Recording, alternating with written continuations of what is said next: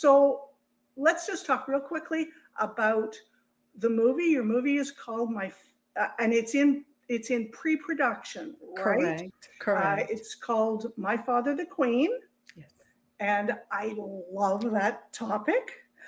So just tell us just a little bit about it. What's the core of the through line, and how did it come about that that's what you wanted to do in this season of your life? So thank you very much. The film is called My Father the Queen, and it is a Black daughter's story about what it is to be brought up by a closeted gay man and his inability to give her what she needed growing up because he himself lacked so many things. You know, his own emotional, mental well being wasn't in a good space. So that kind of made him a crappy father. Does that mean that that happens to all closeted gay men or all closeted gay men crappy fathers? Absolutely not. But this is this one story. This is one story where this is how it happened. And I can talk about this because it's loosely, I want to emphasize that it's loosely based on my life. Once I got to writing, the characters, they took on lives of their own. And so I'm happy and very honored to be able to tell this story because the more that I talk to podcasters such as yourself and reach out to new audiences, I find out two things. First is that daddy issues have no gender, mommy issues don't have a gender. And that second, dysfunction doesn't know a color. You can be purple and still run across dysfunctional families. And so it was important to tell this story. And the feedback that I've gotten from all kinds of people is that this is absolutely a story that needs to be told, should be told, and that the capacity for healing is great because of the story and the way that it's told. So I am, again, honored to be able to share this story with the hopes that it does a whole lot of good, that a whole lot of compassion, a whole lot of grace will be given at the end of the film. And we're going to talk about that word grace, because you talk a lot into that word. And I think the timing of this, it's perfect. There's such a discussion or lack of discussion on the various different areas in the LGBTQ community, in the trans community, in the whatever. And I remember in something I was listening to, you were talking about how we can't possibly understand what was going on in our parents' lives or so on, because we said we can hear anecdotal stuff, but to actually understand that. And I think that's so true. And I've been pondering this a lot over the last few years. When I was 12, we lived in Guyana in South America for 2.5 years.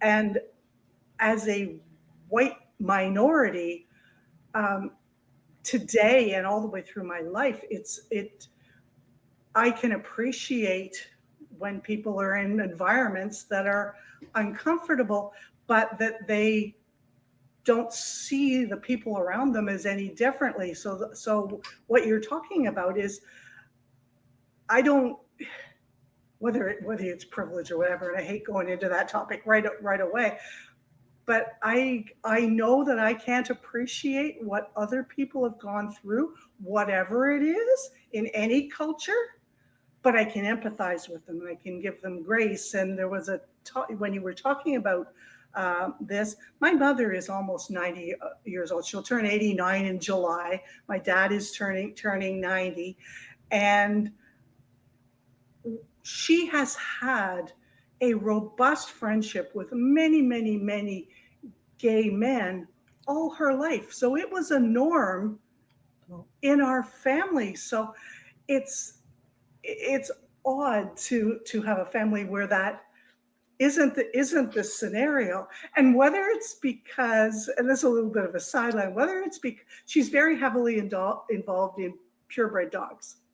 And if you've ever watched the movie Best in Show, the all of the characters that are in there that are professional handlers and all that stuff, they're all based on all her friends. We can put all the names to them. So it was just an interesting little piece. So that's the first piece of the movie. We'll come back to that because I know you have an incredible story, and you're very passionate about women entrepreneurs, women business owners, and what you do in your studio. Oh my God, that the one you produced, the very first one. What's her name? It starts with a T. Trina. Her the line in the movie was, "I've had 6 live births and 9 miscarriages." Oh, fan story. Yes, and I thought Yes. you have to be a special kind of person like yourself, business owner, filmmaker, creator, empath, whatever, to be able to create that kind of work and get that message out there. So Yeah. that was such a powerful start to that thing. So let's go back, all the way back to how All the did way you back. grow up? Because obviously some of this is just loosely based. So tell me about family growing up, influences, that type of thing. So growing up, I grew up in Los Angeles, and people ask, "Oh, so where in Los Angeles did you grow up?" Los Angeles proper, born and raised in the hood, saw the city. That would be Crench. Is that Crenshaw? Vermont, I won't call out the address. We lived on Century Boulevard, so Century in Vermont. We lived close to there. We saw the city burn during the '90 riots. My husband and I, we were still kind of newly married and with a little person. And we, yeah. So when I say I lived in LA, I lived in LA, not in the outskirts, you know, Yep, not West LA, not all the lovely little suburbs. No, it was Los Angeles proper. So yep. I grew up around there, grew up in Inglewood, California, which is now where the new stadium is and is totally unrecognizable to me now. The area is completely unrecognizable. But that's where I grew up.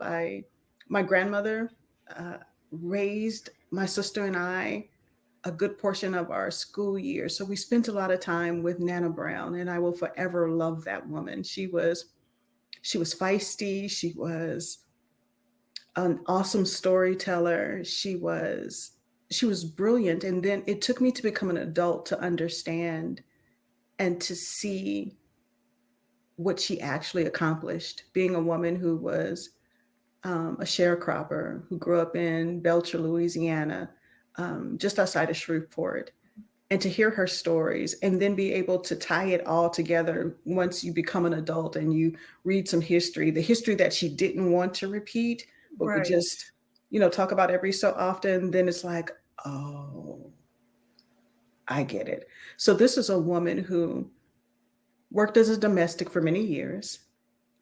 Then she made the migration out of the South into the West, into Los Angeles.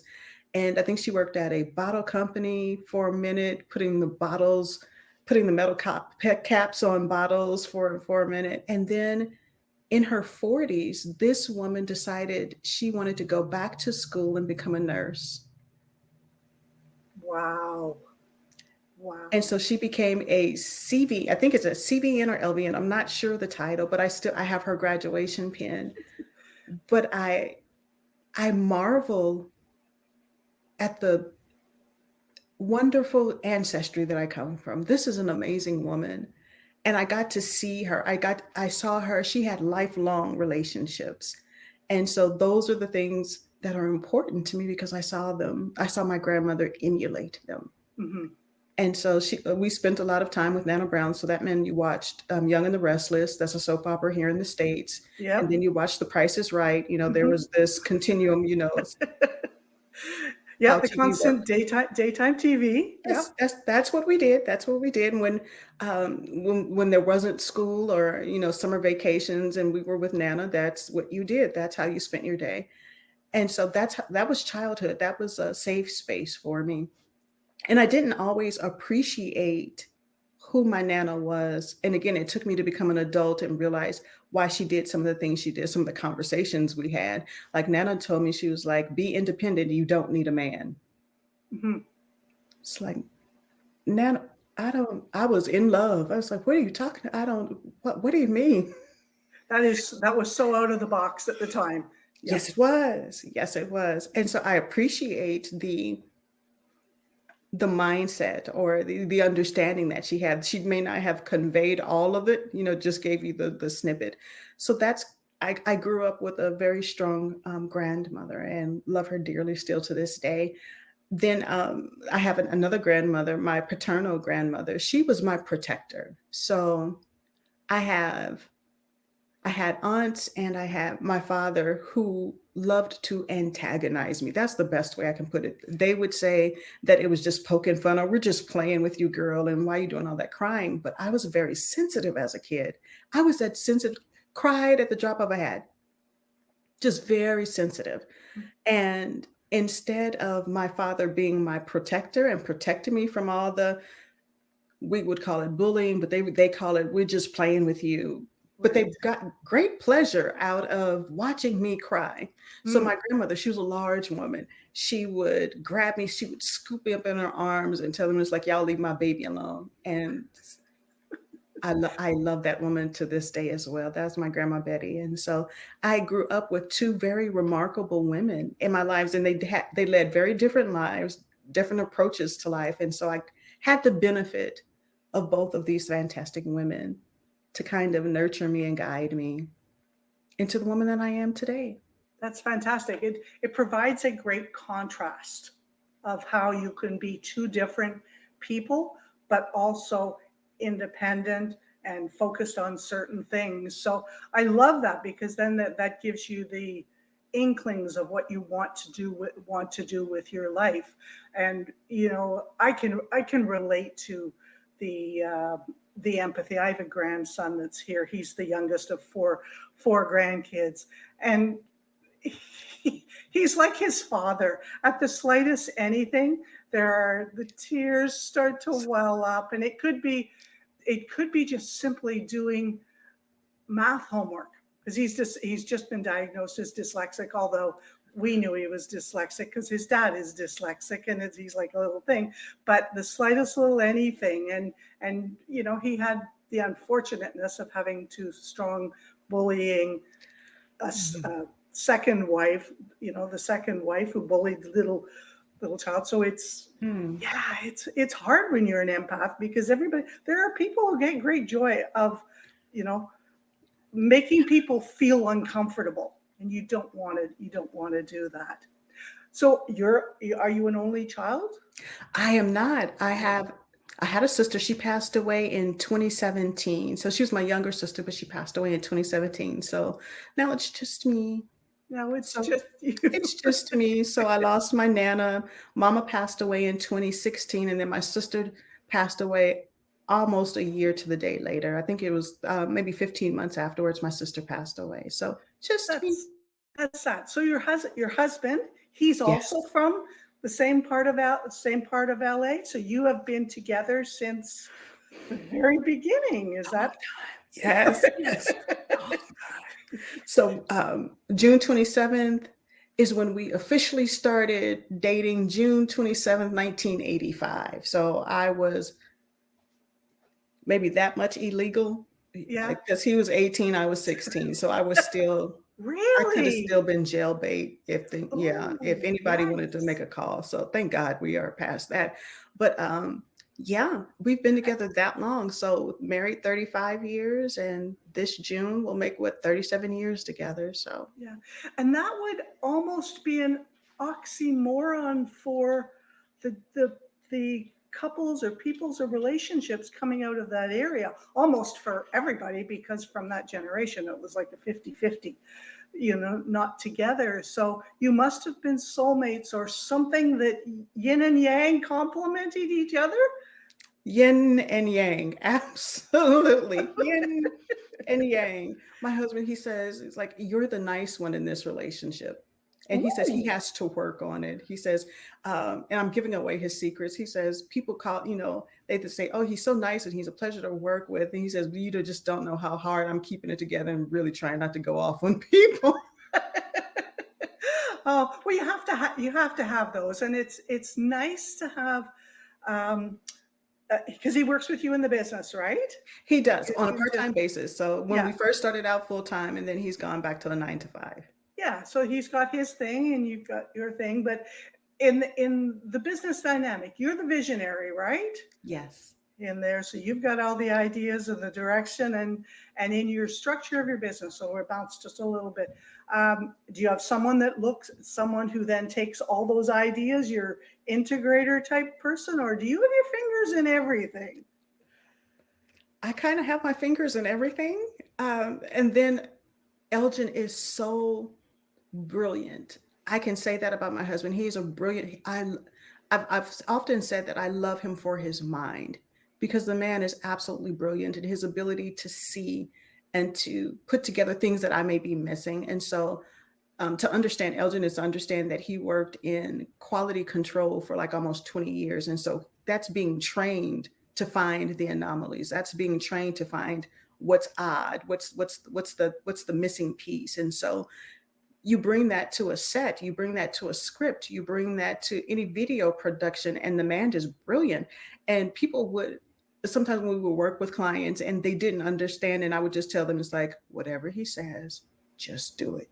Just do it. Because Yeah. he's seeing something the rest of us are not seeing. And sure as anything, as soon as we get back, and we get back to Video Village and we're looking at the video and it's like, it was perfect. And so Wow. I appreciate his ability to see and to understand. Being married 35 years, being together for 37, he knows me kind of like nobody else knows me, Mhm. right? And so if I articulate something or give a hint at to what I'm thinking of, he already knows what it is and runs with it and it's this, do this. He knows how to enact my vision. And so I will Wow. always love and appreciate. That is everybody. This is one of the things that I find that a lot of business owners, especially new ones, they don't understand that they think they have to be everything, but almost every long-term successful business has that balance of this is, and it's not even just this is your job and that's my job, is that this is where you shine and this is where I shine, and together we are the moon shining on everything. And so it's tricky to find them. Not everybody is as lucky to you as you to marry into. Marry it. And I I need get myself a that. better algorithm. I get that, and it's something that I'm very grateful for, because I know this can be hard, because communication is so important, and that's something that I'm always working on, is better communication and how to evolve as a communicator and a storyteller. And so Elgin is brilliant, and he challenges me. He'll praise and absolutely compliment you when you've done an excellent job. But if you're open to honest critique on how to improve and evolve and grow in whatever it is that you want to do, the man I mean, he can offer excellent critique. He would always encourage me, watch your videos, watch your interviews, and his advice has helped me tremendously. And so Well, I obviously. am part of who I am because of him, and we allow each other to grow. And I would hope that he would say that I have contributed to his growth and his own personal success and what it is that he wants to see and do in life. And that with any business, I hear this a lot in coaching groups and so on, is women that say, well, my husband doesn't support me, my partner doesn't, my male partner doesn't support me. And it's devastating to hear, because you and I both know that it's not necessary, but it's really kind of nice if your partner is at least close to your biggest cheerleader. But so often when a lot of it comes back to money. They'd like to be your biggest cheerleader, but especially for people starting out and so on, is they're thinking money. And while they say I can't support you, it really means I can't support you because I don't believe in your vision. What was your first business and how did you get into it? I know there's a story behind it. If you're open to sharing all that, because I took a look at the website and I would have been an instant customer at the time. It's beautiful. Okay, let's see. So I guess what they would call a serial entrepreneur. I had my first, oh wow, my first freelance business was called Vision Graphic Designs back in LA. So that's if, if you meet a graphic designer and they tell you that they don't want their own business or don't see themselves as working, they may not be telling you a whole truth because every designer that I've ever met has always wanted to work for themselves. And why And is so that? Why is that? the autonomy of it all. So the ability to produce and create work, but you still have clients at the end of the day that you have to work with. And, clients don't always agree with your vision. And sometimes you just have to give the client what they want. It may never see the light of day as far as your portfolio is concerned because you go, oh my God, this is garbage. And I would never show this to anyone. But this is what the client want and pay top dollar for. So you give the client absolutely what they want. Okay. So that and I think that's across the board. Any, especially when you start talking about the arts, and arts is it's so subjective. So even graphic design. So, there's like, no, I want this over here, and I want a black box with white type, and it's like, oh my God, really though? So that got to be too much. Is that what happened? Well, I've always loved graphic design. That's how my career started. So again, graphic design is nothing more than storytelling. It is communicating information, putting it on. At that time, it was on a printed page because I predate the internet.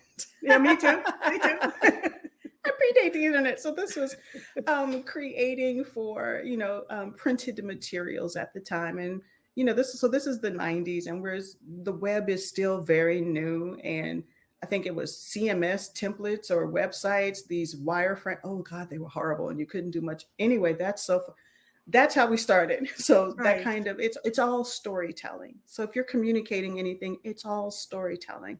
And then I think the business that you're talking about is Alexander Farm and Orchard. Is it the soap That's the business? one. That's the one. It's beautiful. That was such a fluke of how Aren't they always? that came to be. So I have a garden in my backyard, and I named it. Now this is a backyard garden, a suburban backyard garden, affectionately named Alexander Farm and Orchard. Two fruit trees at the time, and maybe an okra plant or two, and some tomato plants and cucumbers. In And so Texas. In Texas now, in right? Texas, in Texas. And so, and so the first year, I think the first year that I grew cucumber, I had way too many I overshot. I had maybe like 5 or 6 plants, and that's just crazy for a family of 4 with all those cucumbers. That Totally. and you Totally. can't. I haven't found a way to effectively, if you can you freeze cucumbers? I haven't Nope. found a. I didn't think so. Pickle them, and we don't eat that Pickle. many pickles, right? And so I Yeah. couldn't give them away. I was taking them to the food bank, because I do believe in that, and you share the abundance. And so I would take them over to the food bank, and then I decided it's like, well, you know what? It's like I can make soap out of these cucumbers, and I'll give them away to clients. And it took me about 8 months to finally initiate or implement this soap making activity. So I made the soap, found my recipe, made the soap, took a picture, and because I am who I am, I made a pretty label for it, wrapped it in some pretty twine, some jute twine, put a label on there, took a picture of it. That was my first product photo shoot, put it on the internet, and I had an order for 60 soaps the next day. Crazy, right? It's how you stumble into things when in fact these businesses, and so many people have these stories, I call them practice businesses, but they sort of take the pieces that you've already learned and you put it together, but it becomes part of how you evolve yourself and cleanse yourself to Mhm. get yourself to the next level, and it Absolutely. teaches you something along the way. And I Absolutely. think that's probably what happened. Is that right? Absolutely. Because as a designer, as a marketer, those are service based businesses. Product based businesses, that's completely different. How you Mhm. operate those, because now you have inventory and SKUs and all. Where do you store all the things? And now you have to buy supplies and oh God, it's a whole thing. It is a whole thing. Now you are especially you are a manufacturer. I was in Mhm. manufacturing and then getting insurance. Not everybody would insure soap makers because you are manufacturing and you're Right. manufacturing out of your home. And you're in So the health and wellness space. Yeah. absolutely. So I remember this, that the laws are a little different in the US versus soap makers. Like I was in a soap group and the laws are completely different in the UK, completely different in Mhm. Canada as to Yep. what you can and can produce and licensing and things of that nature. It's the wild, wild west out here in the States, I you know. know. It's the wild, wild west. Yep. So, but So, it and was you got to grow your cucumbers at the same time. right? And so it was such an experience. And so we kind of became these homesteaders. We, have water, rain barrels now to catch rainwater. And, the garden has expanded. I don't make soaps like I used to. Pretty much now I make them for ourselves, for my family, and maybe I'll give some away. But that is a huge undertaking. It is a Mhm. huge undertaking. And then selling at a space where you can become profitable, because you have to know how much time did it take you from the time you opened up the lye, poured it in the water, do all the things Yeah. until it is packaged and ready to go. So you have to account for all that time.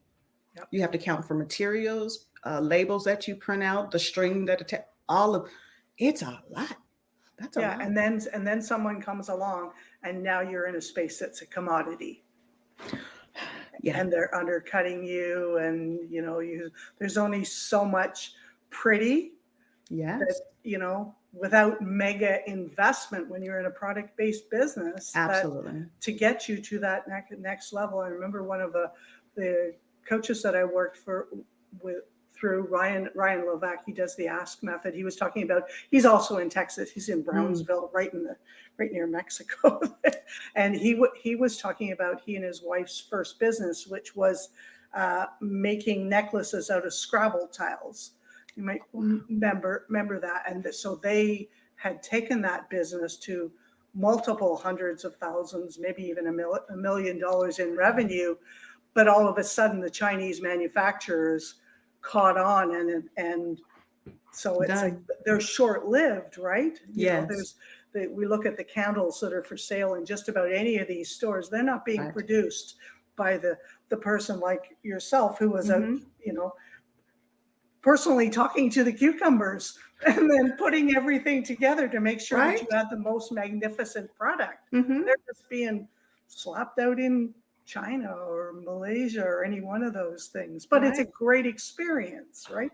I loved it. I met some amazing people and I learned just so much. It was a different kind of business lesson for me in taking care of your customers and being insured and labeling correctly and finding your recipe. So I had maybe like three recipes that I used on a regular, and then you become a makeshift perfumer because I would only use essential oils, and then Yeah, learning you have to have a base note and a top note, and essential oils don't last long no, term they do. in a soap, and so you always have people shoving soaps in their noses like I don't smell anything, and it's like I know it's bananas. One of the quotes that really struck me, and we've talked about families dynamics, and not all families have stuff. Is you said, "I know drama." Matt, do I know drama? oh, I Is know it that well. that's your family, right? I have one of those too. Yeah, that I would say that would be my life. I know drama and I know it well. I know it from family, I know it from church. Growing up at the black church, oh, there is absolute if you've ever seen Greenleaf, Yep. I could have been a writer on the show. I could have been a writer on the show, no lie. There's just so much that goes on behind the scenes. And so this is something that I know well and I can write drama probably in my sleep. Just all Mm, the plots and the subplots and all the nuances on what it takes to make a good drama. yeah. And it's Yeah. funny because there are people who bring drama into their business. They create their business owners that create drama in their own business. There's the people who create drama in their families. And you mentioned the church and drama in the church. Mhm. And another quote that I heard you use was, I don't think it's a quote. It's a, let's call it a generic phrase that's used in the, and again, I do apologize if I use any of the wrong terminology, but within the Black community, where they say therapy is for white folk Yes, and we go to church. absolutely. And do you think that's where the drama comes from, is because it's Mm, a form of therapy? listen, so unresolved issues show up as drama. We'll call it drama. It shows up in this dysfunction that we have in our families because we have unresolved internal issues, or we have unresolved issues with people within our family, and these dynamics that go unchecked results in all this drama. And so when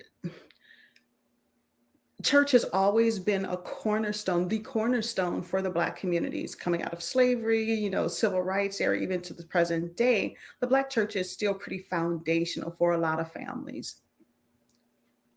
And we didn't have, and so I don't blame the church for this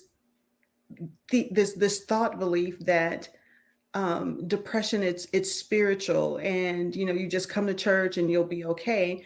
Because if you look at a certain time period, we didn't have access. We barely had health care, Mhm. especially if you're looking at coming out of slavery. If you look at those early years, Reconstruction, we barely had we It's access to resources. absolutely, You know, absolutely. you look at, we can, whether we're looking, and I don't want to go, we're not going down the religion thing, but if we look at any one of the countries that are not G8 countries, Mm-hmm. access to resources at one point in time, having a cell phone, a mobile phone, was a resource that was inaccessible to much of the world. Now that's not. You can go literally anywhere in the world, Right. and there are things. But to understand that there was a time where Yes. they didn't have that. You would travel to, some of the remotest countries in Africa, and tourists would be bringing pens and pencils because of the simple lack of resources. Resources. Yeah. Absolutely.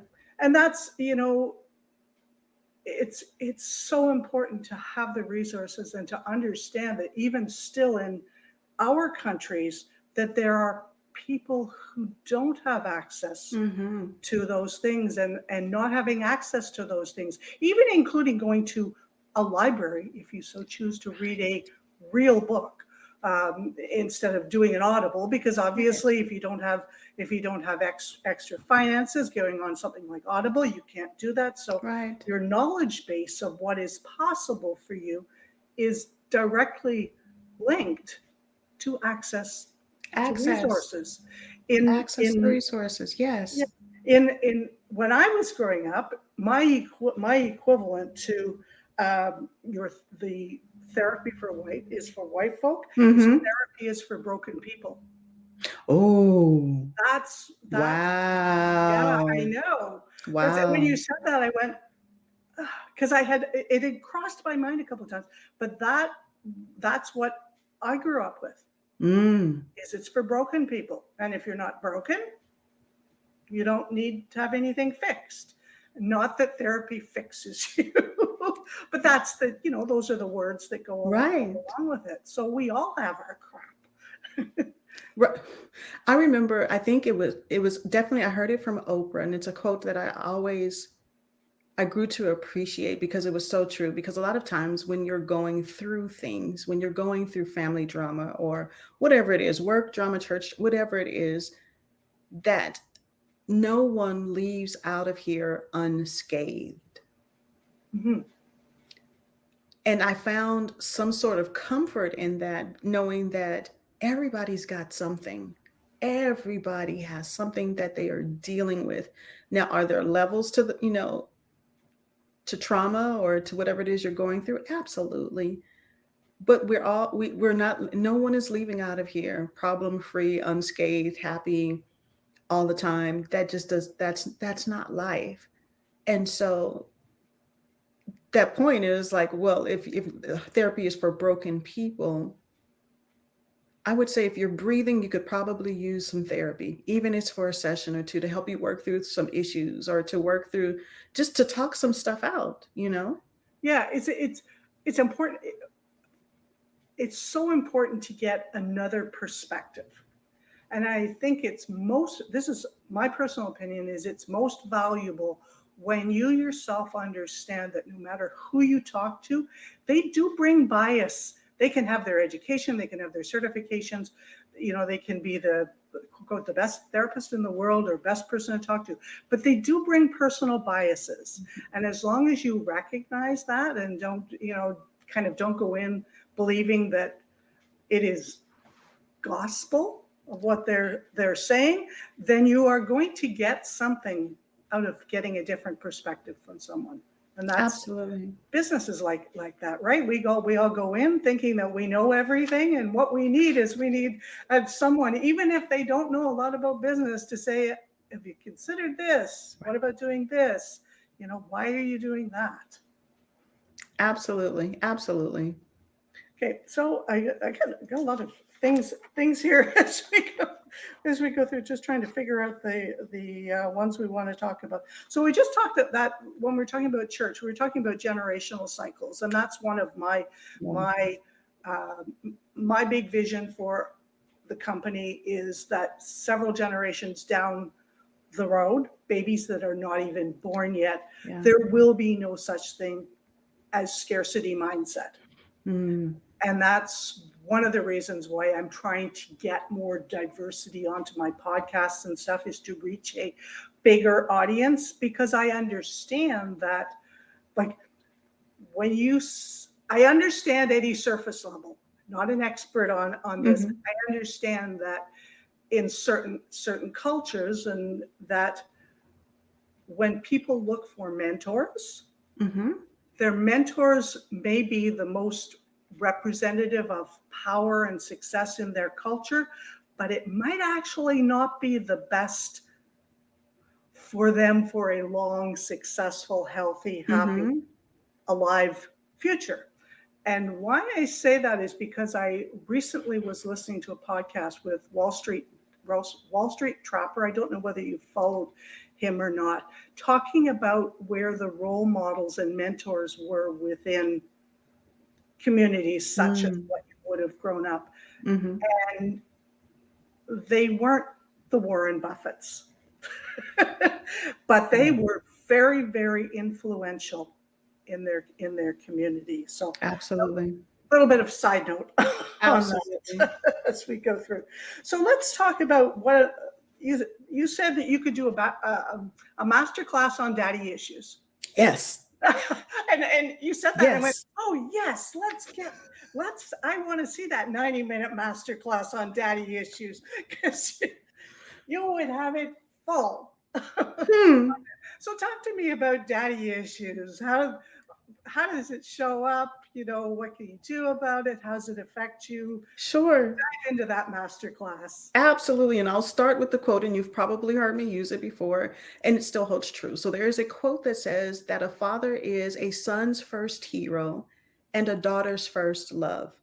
And then I'll say until they are not, or until Mm, they cannot fulfill that particular role. So if you have a father who is emotionally unavailable, who has his own set of mental health issues, who has his own unresolved trauma, if you have a man who is living a lie, can't live authentically, if he's got his own set of mommy issues or daddy issues, if he's been abused in any way and he has not worked through those issues, or has not at least made the intention, set the intention that how I was raised or how I encountered a childhood, I will not duplicate that onto any offspring that I'm responsible for. So if you have a man masculine energy in that space who is not able to do that, then more than likely harm will occur. It can be unintentional, but harm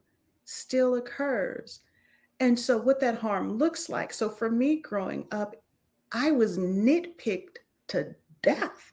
That's not literally, but everything's like, what's wrong with your hair? And are you getting fat? And it was just always this nitpicking by the person who's responsible for me being on the planet. So there was always something wrong. We're both under the same astrological sign. So part of what our astrological sign says is that we are perfectionist. And that may be a little true. That may be just a little true. Just a A little. little wee bit. Just, you Yeah. just a little bit. And so I get that part of it, but there comes a time when you scale that back and you have to tell yourself that not everything is going to be perfect or not everything can be perfect. Perfectionism does not exist. It only exists in the minds of crazy people like myself. So on occasion where it's like, Lisa, let the project go. Yeah. It's good. Let it go. Let it go. And so that nitpicking, that always finding fault, if you grow up with a parent who is always finding fault with what you do, and you never get the praise, you never get, oh, well, this went well, you did this well, congratulations. If it's always, this was wrong, this is, your hair's wrong, get a perm, all the things, then you begin to wonder about yourself as a young woman. You begin to wonder even as a young child, always now I am seeking the approval of, I am changing who I am so that I can get your approval. And so when I shift shape, when I become something else, when I act outside of myself because I am trying to get your attention and I'm trying to get your approval and your validation and I still don't get it, then the message to me is that I can do nothing right. There is always something wrong. I'm always going to be seeking approval. And my self value, my self worth, I don't have any. I Right. have none. And so then how does that manifest as you become an adult? It impacts the decisions that you make, the partners that you choose, your friends and careers, and it just weaves its way through your entire life. And then you don't speak up for yourself. You lose your voice, you lose your intuition, your sense to listen to your inner voice because now it's corrupted because all you hear is the tape playing from the person that was supposed to love you. Hmm. Yep. It's fascinating. One of the things that the sentence that comes to me from that, and it played out in my life as well. I don't typically say that it's daddy issues for me, but I know it is the concept, because I have a very risk averse, Mm, relatively successful father who always landed on the right side of the fence. He's, as I say, he's just turning 90, so grew up with World mm, War II around them, not participant in it. So there's that thinking right there. But what I learned from him is I was never good enough for anything other than used or hand-me-downs because that's what I got. And he's cheap. There is no mixing the words. Successful, financially stable, cheap, and my way is the right way and the only mm, way. And so for me, in my early career as a professional accountant, I know numbers. I worked with startup companies and mergers and acquisitions, $50 million. I know numbers. But if I, as an example, bought a house for $142,000 and sold it for $175,000, to him, I didn't make any money. That's there's basic numbers I did. yeah. And I got that 142 from a house that I bought for 92. But in his mind, Wow. because what I do with it, what I did with it, like buying the next house and the next Mhm, house, was completely in at odds with how he saw it. mhm, mhm, And it's always been that way. And I've tried over the last number of years to And I had a great growing up. It's Mhm. upper middle class. We traveled all over the world, great education, everything that screams white Yes. privilege. And yet I screwed my life up. But I could pinpoint it all Yeah. back to this particular thing, because while what you're talking about is it whittles away at your self-worth and all that sort of stuff, but Yes. there's a side to it that I've seen in a lot of women, yourself, I can see it myself, where you go through these periods, either, it's early or mid, where self-worth goes down, but Mhm. confidence, when you're in independent scenarios that you create and your public persona, is you are very self-confident, Mhm. well presented, know your crop, and so on. And that, I say, but at a certain point in time, this confidence comes over and starts healing this self-worth as you start looking at the different pieces and so on.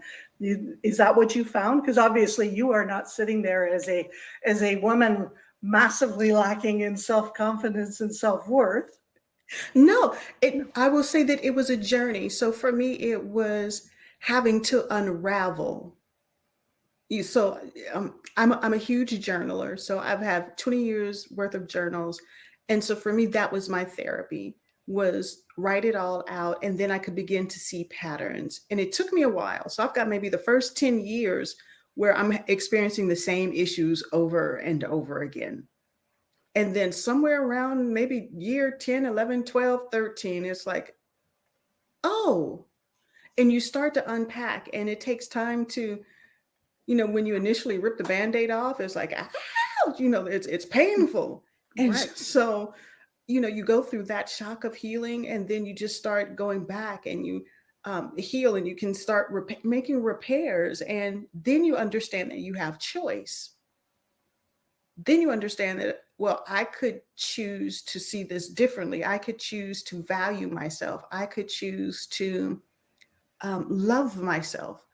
I could choose to, whenever I hear him in my head, what's wrong, I could choose to dismiss it. And it's like, yeah, I frequently talk to myself in that voice in your head. And it's like, look, shut up. We're not doing this today. You have those kinds of conversations. And Yep. I haven't been certified as crazy. I think I'm doing I'm doing good, Yep. so far so good. Does your little voice have a name? No, I have not named No. just fear. What I found out, that a lot of it was fear. So it's fear, and then that the criticism, the constant criticism. And so I finally learned, and it's like, okay, just to silence those is just to get quiet. And it's like, y'all gonna be quiet and we're gonna get this done. And so I would often tell people, it's like, you do things with your knees knocking. You can be scared and you can still do it, and you'll do it with your knees knocking. So that's what me starting businesses early on, 2010s, around in there, it was me doing things with my knees knocking, because I was petrified, because I hadn't grown to the space that I'm in now. So a lot of that was my healing journey and reconstructing the narrative that I told myself. Yeah. So you said you Yeah. had a really important word in there that I really would like to touch on, is discovering patterns. Yes. And that is, I talk a lot about this Yes. in my programs, because you can't change something if you can't see the pattern. And coming out of the accounting and the business world, obviously Excel sheets and Google Sheets are kind of in my wheelhouse. But that was, you can look at your life and you can say, oh, this happened and that happened. And my brother had this phrase. He doesn't remember ever saying it to me. It was like, he said, this is how I heard it. Life goes in 4-year cycles. You go, it's going along good, good, good, good, good, good. You have 4 years, all of a sudden something happens, you crash to the bottom, then you rebuild. Somehow or other, my Wow. brain took that as the truth, which Mm. is garbage. But it would go through that. But it wasn't until I joined a, a, an interesting money mindset coaching program, which was very, very woo woo. So, which for me was quite at the time what was like stepping off a cliff. But one of the exercises was journaling all of your money memories Mm, from as far back as you could go, where there was a negative financial output. mhm. And she had said, put about 20 of them down, do about 20 of them. An hour and a half later, I was at 100. Oh, and oh. and I could look at it because my mind is pretty logical. I can see patterns and go, damn, there. No wonder. Mhm. It only took me 50 years to figure out that pattern, Yes, but that it works for everything. It works for yes, relationships. It works yes, for, eating. It works for yes. business. So I love that. But journaling is a great way to start getting those things out. So let's talk about your business right now. So Yes, I'm going to say it's multifaceted, right? yes, yes, it Um, is. so you have the filmmaking side, you have the agency side. Absolutely. I love how you said that. Yes, that's exactly what I have. and Yes. and in on the film